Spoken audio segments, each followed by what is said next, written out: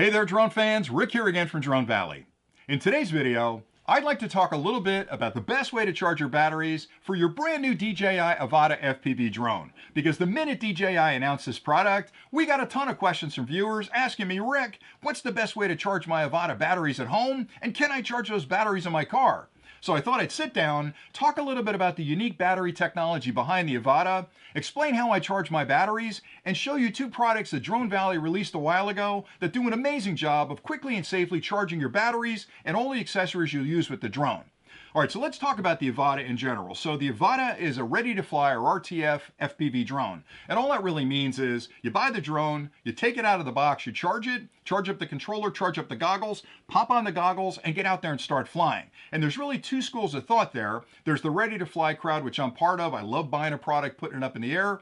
And then there's the let's build it crowd. So there's two schools of thought of, is it better to buy it ready to fly, or can you build a better drone on your own? The honest answer is both of those are true. There's a lot of people that don't want to deal with soldering and figuring out what controller goes in there, what kind of motors to use, what kind of propellers, my gosh, what kind of frame. So there's a crowd there that does that, and I'm a fan of that crowd. I've built a lot of FPV drones myself, and that allows you to fine tune everything inside the drone. But this is a ready to fly drone. So when DJI built this, they thought, we got to make it simple. We got to make the battery pack simple as well, and we've built it to be an intelligent battery pack. And that's another major difference between this and most other FPV drones, is that the Avata can fly a long time. Now, I've had it out in the field for a little over a month, and I'm getting between 12, 15 minutes of flight time on it, depending on how windy it is and how crazy I am with the flying, but that's a long time up in the air. Most of the drones that are being built as kits, you'll get 3 or 4 minutes out of it, depending on the battery packs, maybe a little bit longer if it's a giant battery pack, but essentially this is 2 or 3 times the flight of the standard FPV drone. And the reason it can fly that long is because of this massive battery and the fact that the battery is intelligent. And I'll talk about that in a minute. With the standard FPV drones, you're using a battery pack. Now, a battery pack is typically a lipo battery that's essentially dumb. It's just a really big battery pack that can hold a lot of electrons and supply those to the FPV drone when it's flying. The challenge with that type of technology is when you're charging it, you need a very specialized charger called a balanced charger that looks at the battery packs, carefully balances the charge across all the internal cells, looks for temperature issues, looks for performance issues with the batteries, and you need an external charger that's really intelligent.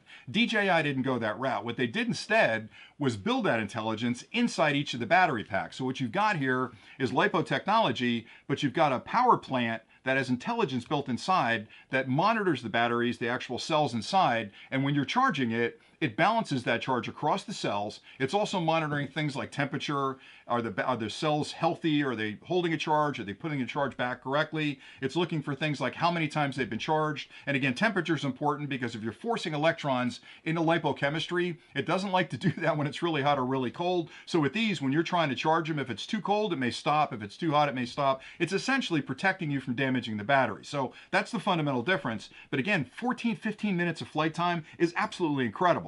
Now, to charge these batteries is also unique. You don't need a specialized external charger. DJI allows you to charge these batteries with a standard USB charger, but there's a couple caveats. First, the charger has to be incredibly powerful because it's a massive battery. So if you use one of the older chargers you got with your iPhone back from the day, it's probably a 5 volt, maybe an amp and a half charger. It's going to take forever, if it even works, to charge these batteries. So at a minimum, you're going to need a 65 watt charger to efficiently charge these batteries. Even better if it's a PD or power delivery charger, because PD technology is smart that when you connect it up to a device, it's going to handshake with that device and determine the exact right current and voltage, and it can vary both of those to quickly and safely charge that product. So if the battery is a quarter depleted, it's not going to charge it as quickly as if it's 75% depleted. And the charger and the hub or the adapter and the battery make that determination live every time you plug it in. So having a charger that's smart enough to make that communication happen and make that adjustment on the fly is super important. And again, you can use a dumb charger. It's just going to take a really long time to charge the batteries. So with Drone Valley, we're always looking to develop new products that make flying a little bit more fun, a little easier, a little safer. So about 2 years ago, I guess now, I sat down with the team and I was frustrated because it seems like every charger I bought at that point had sort of a personality to it, which meant it either worked with Apple really well and didn't work with Android, or worked with Android, didn't work with my tablet. And it just didn't make sense to me because it should be a standard charger I can use for everything. And there were companies that built chargers that worked on both sides of the fence, but I couldn't find a lot of them that really married the two together. So I sat down with the team and I said, look, I want to build a charger that has a couple of things on it that are unique. Number one, I wanted it to be both a PD, power delivery charger, which works great with some of the Apple products. I also wanted it to be a QC or quick charge charger that work great with Android products and a lot of the tablets on the market. I wanted that in the same charger. The second thing I wanted was a variety of connections, because there are two standards for connecting to USB today: a full-size USB-A connection, which is the old style you see on a lot of the older chargers, and the newer USB-C charging connection, which is smaller and used on all the newer gear.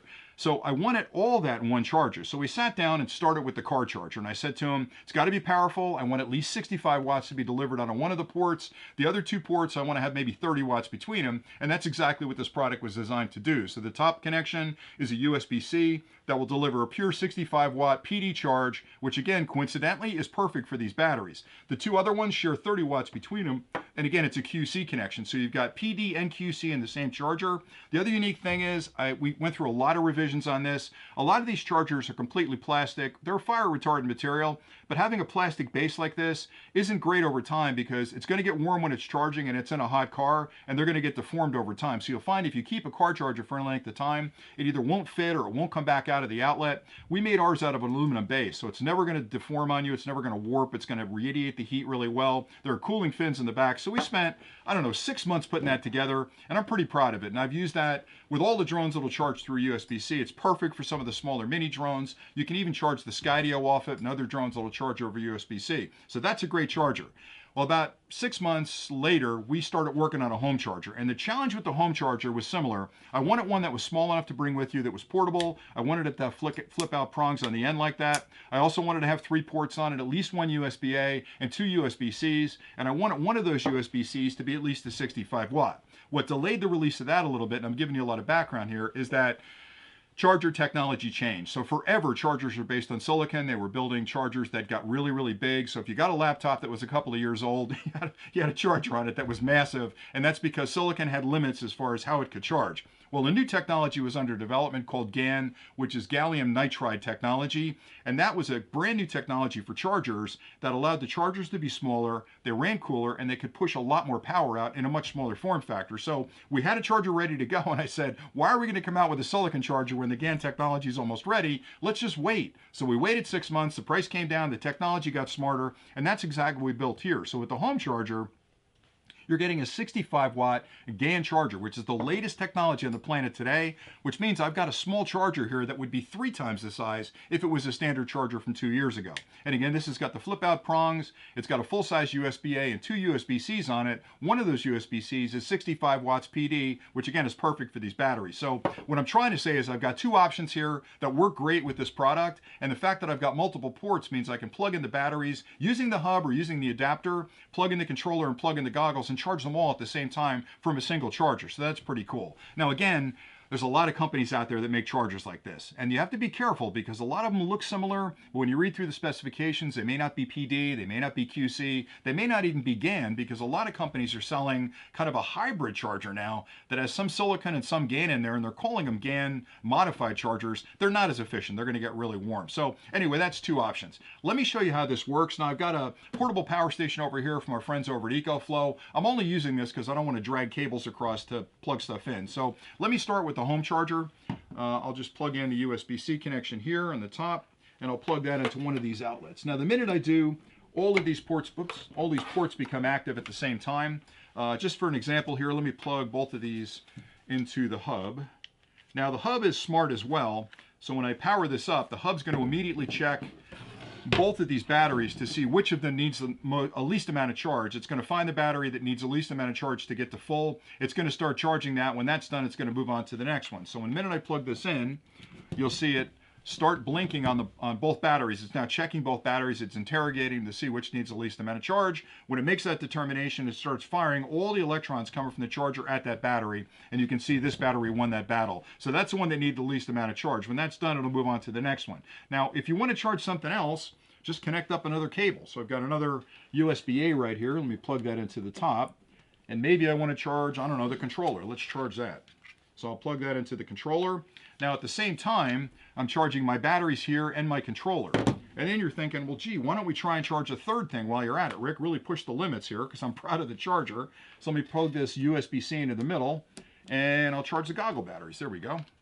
USB-C. And you'll see that that will start any second now. There you go. So now I'm charging the drone batteries, again in the hub, because it's going to charge one at a time, the controller, and this one over here. So it gives you the option at home to charge everything you need in one shot from a single charger. So you're only giving up one wall outlet. The same thing will happen with the car charger. Let me show you that. So I'm going to unplug this, disconnect all of these from this charger, and I'll plug in, let me plug them in here first. So this is going to be, this is the big one, so I'll plug that in there. This is going to be the smaller one. Let me plug the center one in first, and then I'll turn it on. Now this will be interesting because I'm plugging them all in at once. All right, there we go. Unit came on, I've got a light on that, and I've got lights here. I've got the interrogation going on here. You can see this is already charging. Any second now, boom, it started there. Now that's interesting because they were both at about the same level. So that tiny little bit, I guess, of charge changed its mind between the two of them. But at any rate, I can't speak to that.